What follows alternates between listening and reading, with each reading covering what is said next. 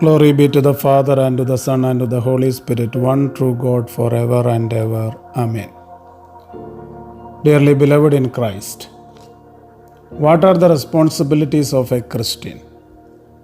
Is it just going and attending the church services, or more than that?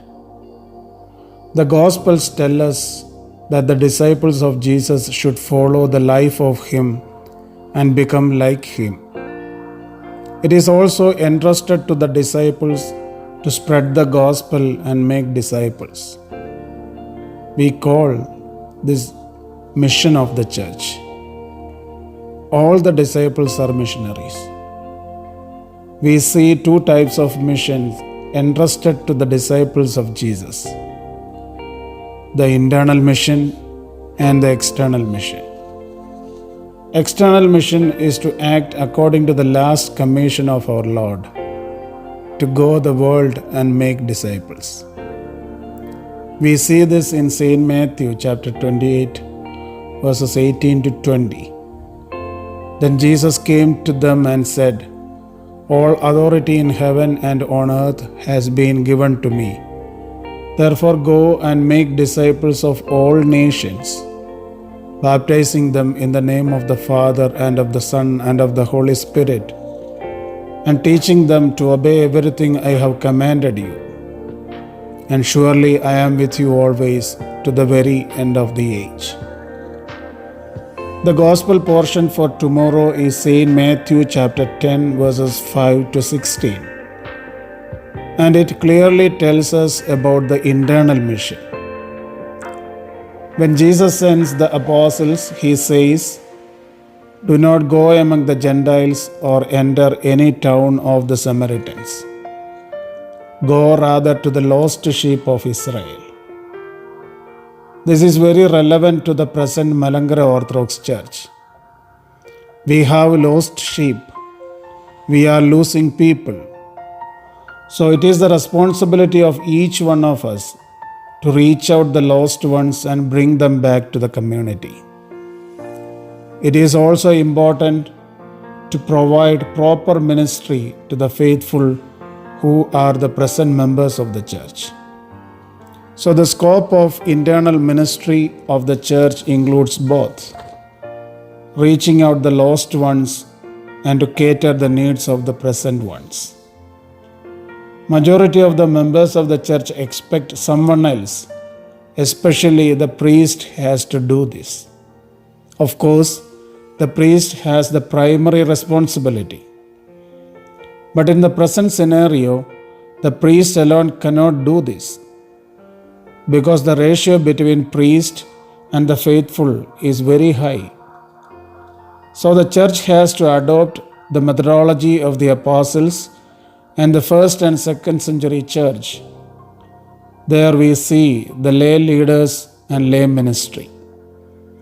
We see both men and women along with the apostles for the work of the church. Unfortunately, this aspect is declining from the church. I believe that the lay ministry has to be re-established in our church to meet the needs of its faithful.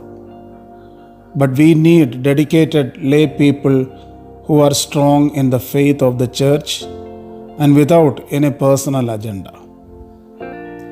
We need spirit-filled men and women with God's wisdom to do this ministry.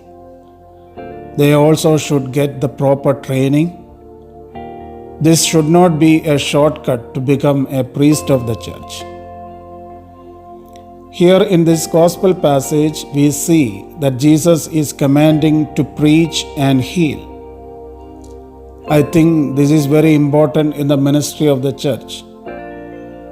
I believe that the people who left the church did so because they were not taught or they were not aware of the faith of the church. One way or other way, they were wounded because the church did not provide them proper pastoral care. We see a model church in Acts of the Apostles chapter 2, verses 43 to 47. It was a Christ-centered church. It was a worshipping church which includes the Holy Kurbana, prayers, and other spiritual activities. It was a sharing and caring church. It was a loving community. Because of these, it was a growing church. If a church maintains these characteristics, no one will leave the community. And when the church starts living this standard, I believe that we can easily reach the lost ones and get them back. Just like the Israelites were chosen people, we are also chosen people. We are the people of God. As people of God, we need to live the life. We need to cater the needs of the members of the church. We need to reach out the lost ones. We see the joy of the shepherd who found out the lost sheep in the parable of the lost sheep in St. Luke chapter 15. The same joy should be experienced by the members of the church. We also need to spread the message of the kingdom of God. This happens through our life as well as through our preaching. Let us stop gossiping. Instead, let us spread the gospel. Healing is also important in maintaining a community. It is not just physical healing, it is spiritual and emotional healing. As members of the church, we should become the agent of healing. At least, can we make a decision that I will not become a reason for illness? The church also provides healing through the holy confession and anointing of the sick. The sacraments are performed only by the bishops and priests, but the spiritual and emotional healing can be done by the members of the church. These things are possible only if we are aware of our calling and selection. Let us pray to God to make us all instruments of the kingdom of God. May God's name be glorified through our life and actions. May God bless all of us.